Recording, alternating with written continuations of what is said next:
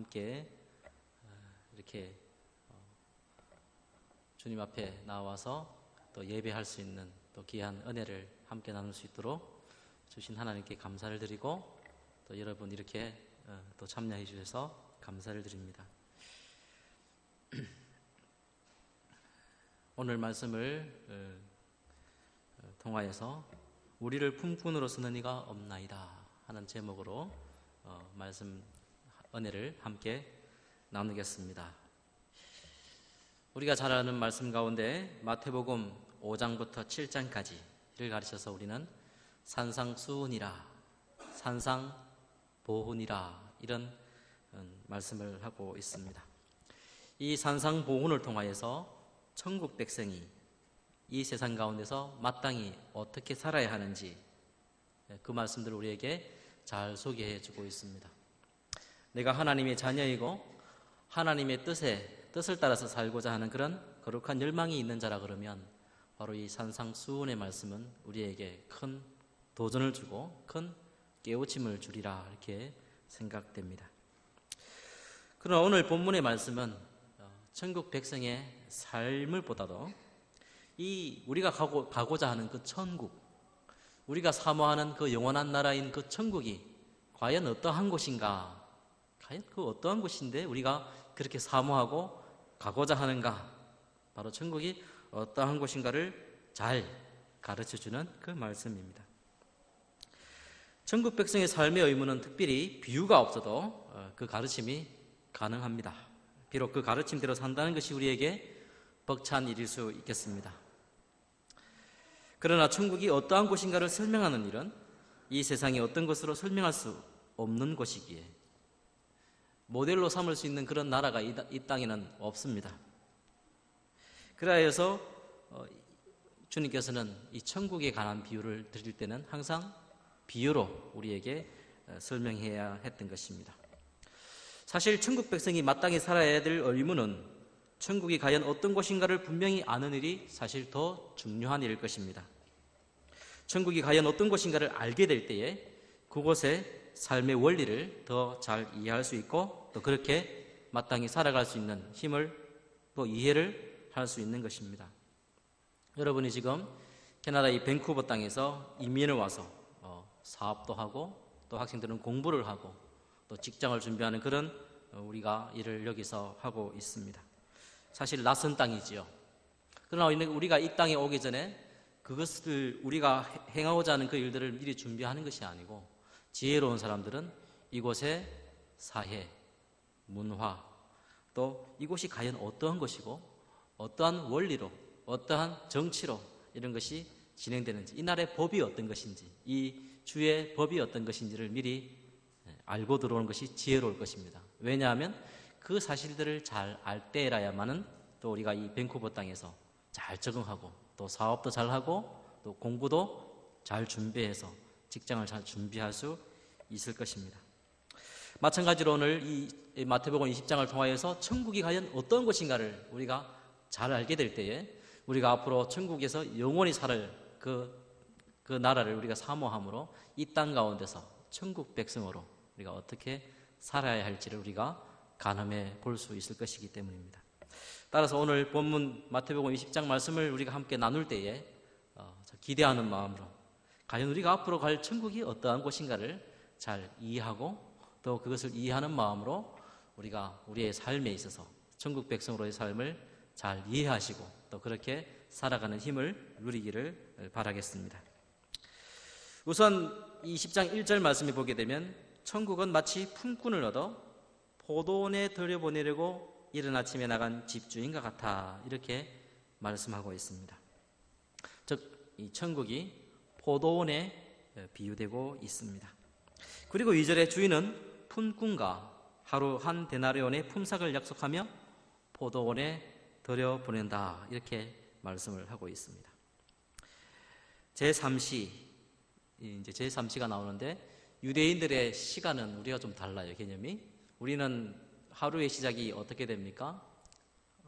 12시가 되면 이제 하루가 바뀌죠, 그죠? 유대인들은 12시를 하루의 시작으로 보지 않고 아침 6시를 하루의 시작으로 봅니다. 그러면 제3시 하면 우리는 더하기 6을 해야 되겠죠. 6을 하면 몇 시가 됩니까? 오전 9시가 됩니다. 이 오전 9시경에 또 사람이 모여있는 장터로 나가보니까 놀고 서 있는 자들이 있는 거예요. 그래서 저들에게도 그의 상당한 품삯을 약속하고 포도원의 품꾼으로 부르고 있습니다. 그리고 6시, 9시에 또 나가봤습니다. 6시면 낮 12시, 9시면 오후 3시가 되겠죠. 그때도 포도원에 일할 품꾼을 부르고 있습니다. 그리고 이제 막장이 다가오는 제11시죠. 그러니까 유대인의 시간으로 보면 하루의 시작은 오전 6시고요. 하루의 끝은 오후 6시예요. 그러니까 오후 6시인데 제11시면 오후 5시죠. 그러니까 하루가 이제 끝나는 것입니다. 끝나가는 시간이 이제 1시간 남은 거예요. 근데 그때도 나가보니까 놀고 서 있는 사람들이 있었어요. 주인이 그들을 향해서 뭐라고 묻느냐면 어찌하여 종일토록 놀고 여기 서 있는가? 저들이 뭐라고 말하냐면 우리를 품꾼으로 쓰는 이가 없었습니다. 이렇게 대답하고 있습니다. 이 주인은 지금껏 어떠한 고용주도 그들도 보지 않는 오후 5시가 되기까지 그들도 보지 않는 그 인력시장에 나가보니까 정말 무능하고 정말 쓸모없는 그런 일꾼들을 그들도 또한 포도원으로 불려들여서 일꾼으로 삼았던 것입니다. 자, 여기까지 예수님께서 말씀하신 비유를 읽고 그 뜻을 짐작한다 그러면 인심이 후한 어떤 포도원 주인이 일을 구하지 못해서 놀고 있는 사람들을 보고 안타깝게 생각하고 그들에게 일감을 주어서 하루 벌어 먹고 사는 품꾼으로 하여금 하루를 공치게 하지 않았다는 정도의 뜻이요, 우리 주변에서 드물지만 가끔 볼 수 있는 미담 정도로 생각할 수 있을 것입니다. 그러나 이 비유에서 가장 중요한 대목은, 그리고 우리의 상식을 초월하는 특별한 요소는 바로 해가 저물어 모든 일을 끝내고 품삯을 받을 때 일어난 일인 것입니다. 주인이 청지기에게 명하여서 품꾼들에게 품삯을 지불하게 하면서 맨 나중에 온 자부터 시작해서 맨 먼저 온 자까지 주라고 명했습니다. 그런데 오후 5시에 들어온 자들이 한 데나리온을 받았습니다. 즉 이른 아침에 우리 그 고용주가 약속한 그 품삯이죠. 너희네들이 하루 열심히 일하면 한 데나리온을 주겠노라 한 그 약속에 그 품삯을 오후 5시, 그 1시간 일한 사람한테 그 한 데나리온을 주는 것입니다. 어떻습니까? 이른 아침에 온 사람들은 어떤 기대를 갖고 있겠습니까? 당연히 한 12시간 가까이 일을 한 거 아니겠어요? 그죠? 이른 아침에 왔으니까 6시 땡 할 때부터 불렴을 받아가지고 나왔으니까 제일 이른 아침에 온 사람은 12시간을 일했으니까 한 얼마 정도 기대할 것 같아요? 적어도 한 10데나리온 이상은 받지 않을까. 물론 한 데나리온을 계약을 했지만 제일 늦게 와서 1시간 일한 사람을 한 데나리온 주니까 나는 훨씬 더 많이 받을 것이다. 그렇게 기대하는 것은 당연한 이치일 것입니다. 그런데 보니까 자기한테 얼마를 주고 있습니까? 정확하게 한 데나리온을 주는 것입니다.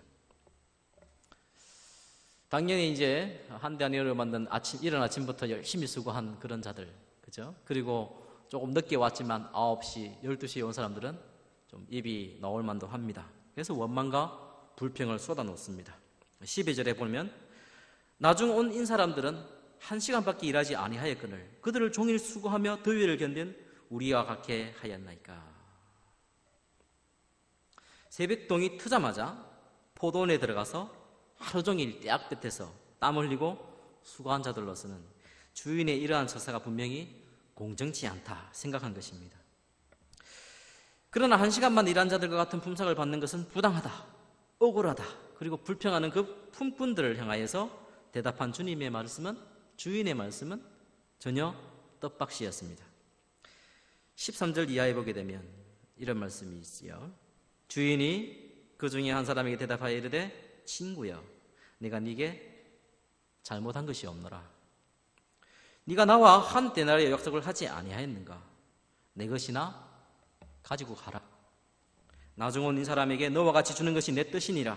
내 것을 가지고 내 뜻대로 할 것이 아니냐? 네가 내가 선함으로 네가 악하게 보느냐? 주인의 말을 들어보면요, 양쪽이 다 일리가 있어 보입니다. 그리고 상식 수준으로 판단한다면 사실 어느 쪽도 완전히 잘못하였다 말하기 어렵습니다. 주인이 자기 돈으로 자기 마음대로 쓰겠다는데 누가 뭐라 하겠습니까? 그것도 나쁜 일도 아니고 놀고 있는 사람 일 조금 시키고 품삯 많이 준 것 자체를 누가 나무라겠습니까? 그러나 그렇다고 해도 한 사람은 아침부터 하루 종일 땡볕에서 땀 흘려 수고하고 한 데나리온을 받고요, 다른 한 사람은 해질녘 일이 끝나기 1시간 전에 선선한 때에 와가지고 잠깐 일하고 똑같은 품삯을 받는다는 것은 참으로 납득하기 어려운 일이라. 하루 종일 수고한 사람으로서는 또 당연히 이러한 불만을 품을 수 있으리라 이렇게 여겨지는 것입니다. 아무리 주인이 자기 돈을 가지고 자기 뜻대로 사용한다지만 많이 수고하고 많이 일한 사람 입장에서는 분명히 이것은 불공평한 처사요 억울한 일이라 생각하지 않을 수 없는 것입니다.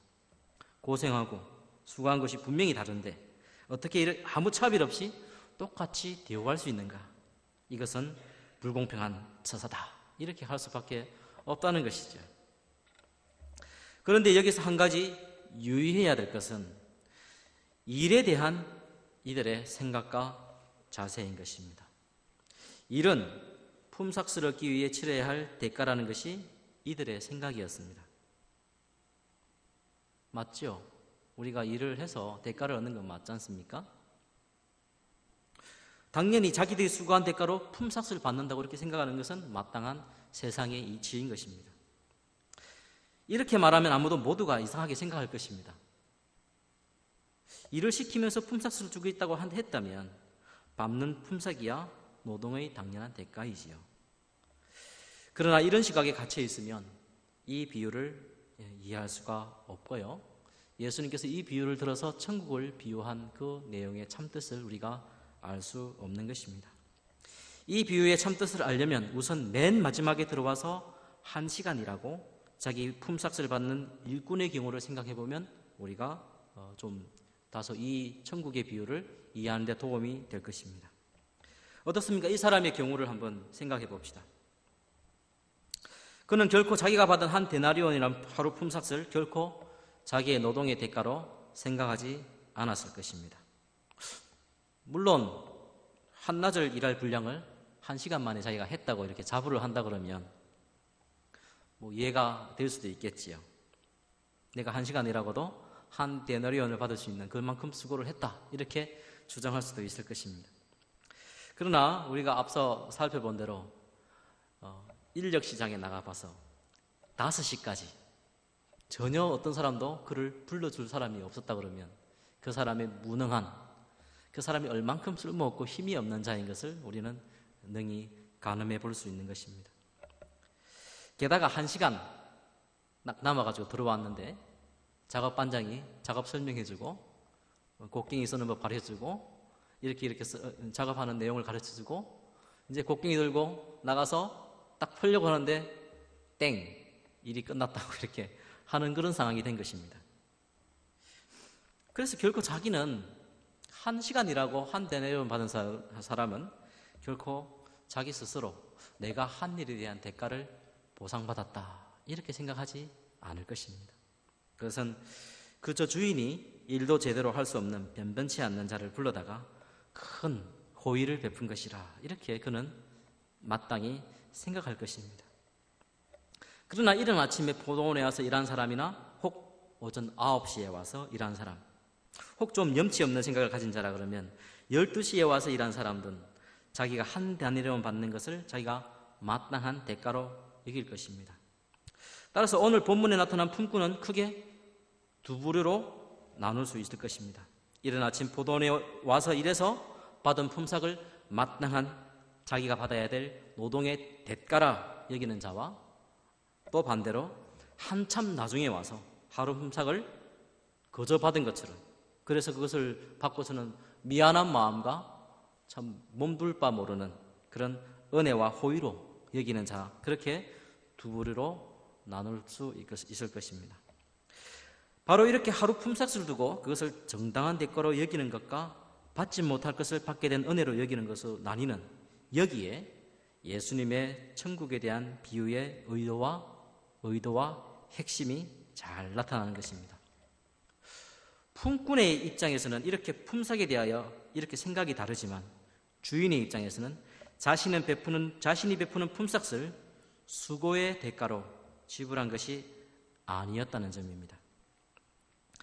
만일에 애초부터 일의 대가로 품삯을 지불할 생각이었다면, 이른 아침에 일한 사람이 한 데나리온이나 그런다면 나중에 온 사람은 한나절의 품삯을, 그 다음 사람은 반나절의 품삯을 주었을 것이고, 마지막 1시간 전에 아예 일꾼을 들여보내지도 않았을 것입니다. 그 사람이 들어와서 조금 일하는 걸 하다가 일이 끝나기 때문에, 그런 사람은 필요 없기 때문에 부르지도 않았을 것입니다.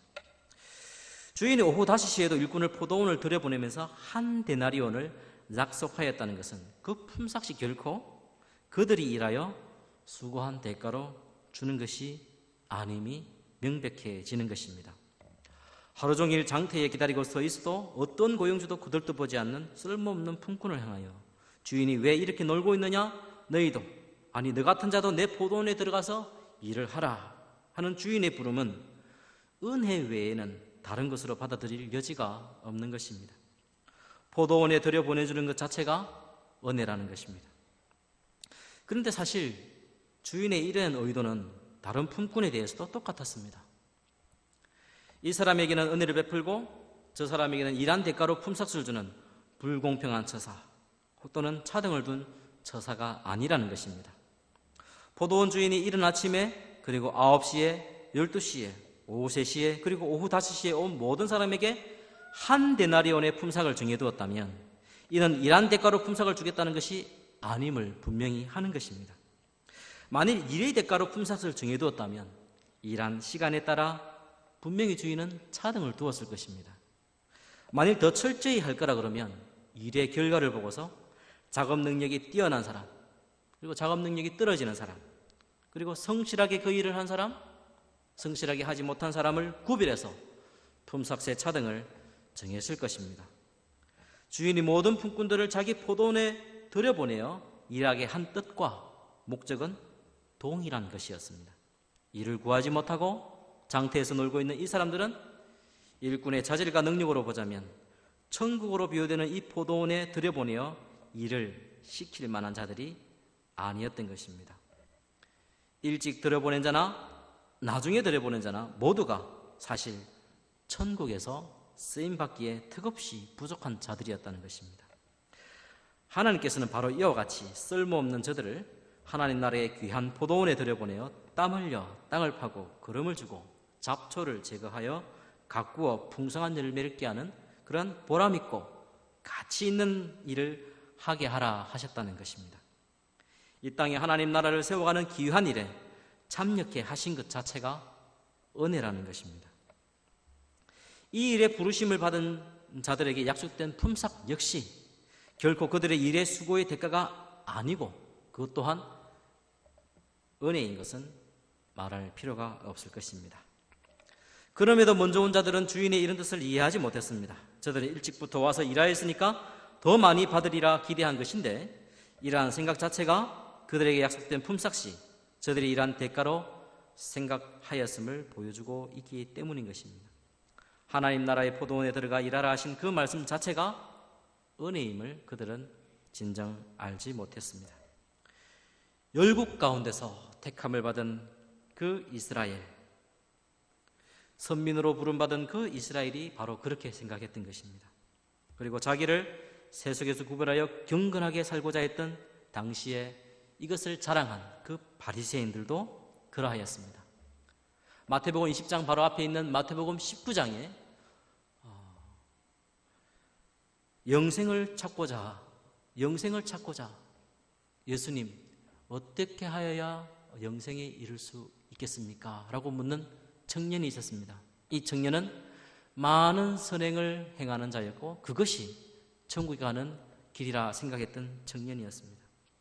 바로 이렇게 모든 선을 행하여 그 대가로 영생을 얻을 것이라고 기대한 그 부자 청년도 바로 이러한 생각을 하였던 것입니다. 다른 이들과 달리 자신이 가진 특별한 무엇이 그리고 자기가 이룬 어떤 것이 영생을 얻는, 천국에 갈 수 있는 조건이라 이들은 공통적으로 생각했던 것입니다. 그러나 예수님께서는 천국은 그런 곳이 아니라 말씀하시는 것입니다. 사람이 어떤 대가를 치르고 들어가는 것이 아니라 이렇게 말씀하는 것입니다. 처음부터 마지막까지 모두가 은혜에서 시작해서 은혜로 끝나는 나라가 바로 천국이라고 가르치는 것입니다. 받은 품삯이 일하여 수고한 대가라고 생각하고 있는 저들에게 내 것이나 가지고 가라, 나중에 온 이 사람에게 너와 같이 주는 것이 내 뜻이니라 라고 하신 말씀은 바로 이러한 사실을 염두에 두고 하신 말씀입니다. 내가 너희를 불러 내 포도원에게 들어가게 한 뜻은 너희가 일한 것에 대한 대가로 품삯을 주려 한 것이 아니라 일한 것과 상관없이 아무 일한 것이 없어도 은혜로 값없이 주기 위한 것이라는 것을 알리신 것이라 하겠습니다. 얼핏 생각하면 주인의 처사가 아침부터 일한 사람에게는 부당하고 불공평하게 보임에도 불구하고 주인이 스스로 자신이 행한 일을 두고 선한 일이라 말할 수 있는 이유는 바로 이것입니다. 주인은 모든 품꾼에게 똑같이 저들의 일할 것과 상관없이 충분한 품삯을, 바로 천국과 영생에 들어가기에 충분한 의를 약속하신 것입니다. 일찍 부르심을 받고 포도원에 들어간 자들이 하루 종일 땀 흘려 일하였다고 하여 마치 그들은 하루치 품삯을 다 받을 자격이 있는 것은 말하였으나 실은 저들도 제11시에 온 일꾼과 마찬가지로 쓸모없는 일꾼이었다는 점에서도 마찬가지인 것입니다. 천국 포도원에 들어가서 그 귀한 일을 감당하기에 합당한 일꾼이 아니라는 것이죠. 일찍 부름을 받든 늦게 부름을 받든 그 귀한 일을 감당할 자격이 없는 자들이었으며 그들의 수고는 천국과 영생에 갈 수 있는 의에 이를 수준에 결코 미치지 못하는 것이었습니다. 그들이 받은 하루치의 온전한 품삯은 모두 주인이 자비와 긍휼로 베푼 은혜라는 사실입니다.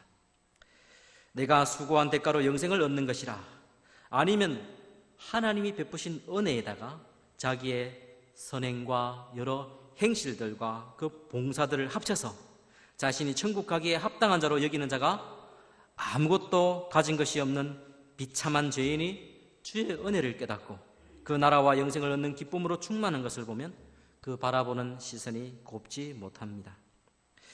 예수님 당시의 사람들은 세리와 창기와 같은 죄인이 주님을 만나 새 사람이 되어서 그것을 보고 오히려 수근거리고 비방하였던 것입니다. 내가 선함으로 네가 악하게 보느냐? 하나님께서 무한한 자비와 긍휼로 죄인을 구원하시는 은혜를 알지 못하여 오히려 은혜 입은 자들을 곱지 않은 눈으로 보느냐는 그런 뜻인 것입니다.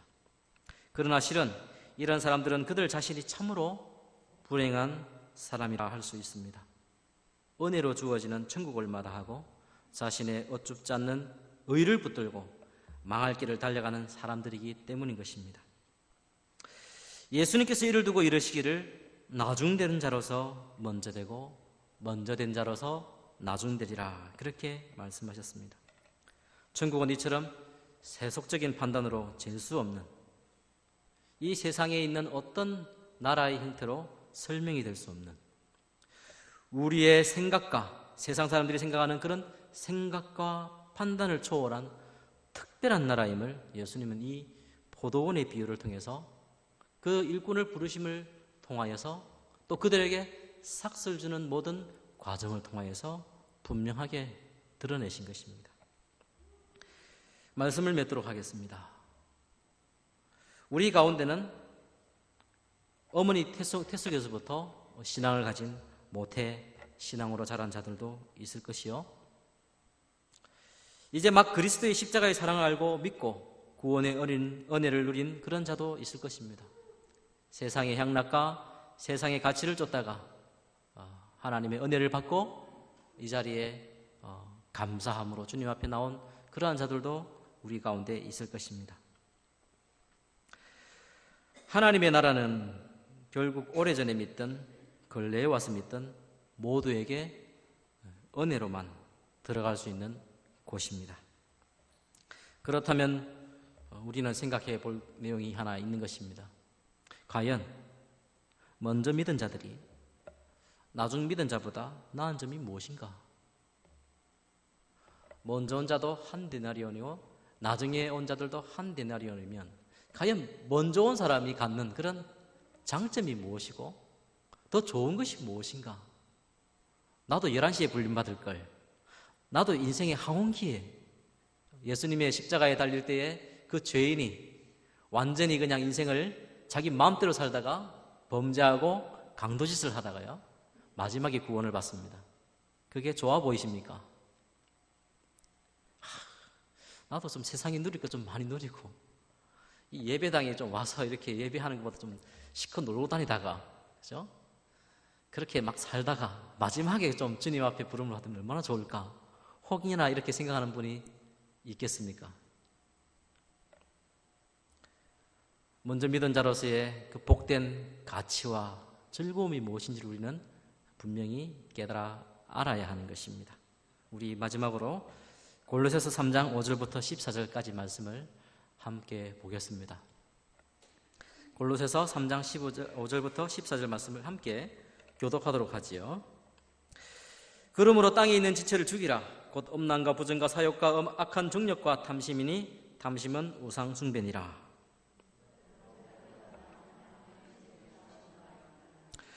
너희도 전에 그 가운데 살 때에는 그 가운데서 행하였으나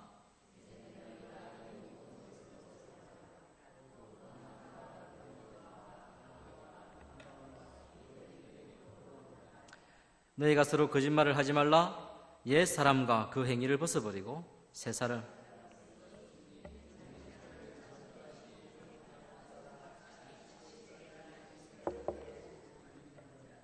거기에는 헬라인이나 유대인이나 할레파나 무할레파나 야만인이나 스쿠디안이나 종이나 자유인이 차별이 있을 수 없나니 오직 그리스도는 만유시요 만유 안에 계시니라.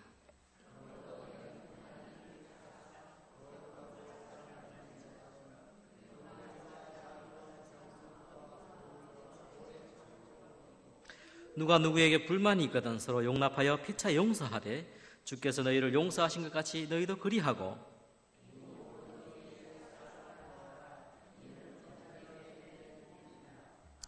아멘. 그렇습니다. 성령의 강건하시는 은혜로운 부름을 받아서 주 예수 그리스도의 그 십자가의 보혈의 공로를 의지하고 믿고 그로 말미암아 구원을 받아 하나님 앞에 의롭다함을 받고 하나님의 자녀가 된 우리는 과거에 우리가 습관적으로 행하는 그런 모든 죄악들을 부끄러워해야 하는 것입니다. 그것을 수치스럽게 생각해야 되는 것입니다. 분냄과 노여움과 악의와 비방과 부끄러운 말과 거짓말과 여러 악행들, 그러한 모든 일을 부끄러워하고 이제 긍휼을 베풀고 자비와 겸손과 온유와 오래 참음과 용납함과 용서함과 같은 그런 거룩함과 진실함과 모든 선한 행실을 하는 새 사람이 되었다는 이 사실이 우리에게는 복인 것입니다. 그것이 우리에게 말할 수 없는 은혜인 것입니다. 하나님의 자녀로서 이런 거룩한 행실로 사는 이 일은 천국으로 가는 우리의 수고로운 행위이거나 영생에 이르는 공로가 될 수가 없습니다. 만일 우리 중에 우리의 선한 행실과 섬김과 봉사가 우리의 자랑이 되거나 천국에 가는 조건으로 삼는다고 한다면 우리는 아직도 천국에 대해서 전혀 알지 못한 자입니다. 우리 가운데 부름을 받아서 하나님의 자녀가 된 자가 있다면 그렇게 먼저 불림받은 일이 더 큰 은혜요 감사라는 것입니다. 좀 세상에 좀 낙을 더 누리다가 나중에 불림받을 걸 그 세상의 낙을 누리고 세상에 있는 모든 추악하고 더러운 행위들을 우리가 그전히 갖고 있는 것은 그게 좋은 것이 아니라 그 자체가 그에게는 비참한 것이고 저주스러운 그런 삶인 것입니다. 우리는 이미 그리스도 안에서 복을 누리고 있고 거룩한 가치와 참된 복이 무엇인지를 알고 지금 지내고 있는 것입니다. 이른 아침에 불림받은 자가 있습니까? 감사하십시오. 감사하십시오. 내가 받는 천국의 그 상급은 은혜로 받는 것이지 결코 우리가 일찍 부름을 받아서 주님 앞에 선한 일을 행하고 우리의 모든 대가로 받는 그런 상급이 아닌 것입니다. 먼저 불림받은 것 자체가 우리가 가장 큰 복이에요. 먼저 불림을 받았기 때문에 세상의 그 추악한 것을, 그 저주스러운 그 악행들을 우리가 맛보지 아니하고 거룩한 행실이 무엇인지, 인생의 참된 가치와 복이 무엇인지를 먼저 알고 지낼 수 있다는 것 자체가 우리에게는 가장 큰 복으로 여길 수 있는 것이 바로 성도의 기쁨인 것이고, 그것이 바로 우리에게 상급이고 가장 큰 은혜라는 사실을 우리는 잊어서는 안 되는 것입니다. 그것을 다 우리 모두가 누릴 줄 아는 복된 성도의 삶을 우리가 사시기를 주님의 이름으로 간절히 부탁드립니다. 기도하시겠습니다. 하나님 아버지, 은혜를 감사합니다. 천국이 어떤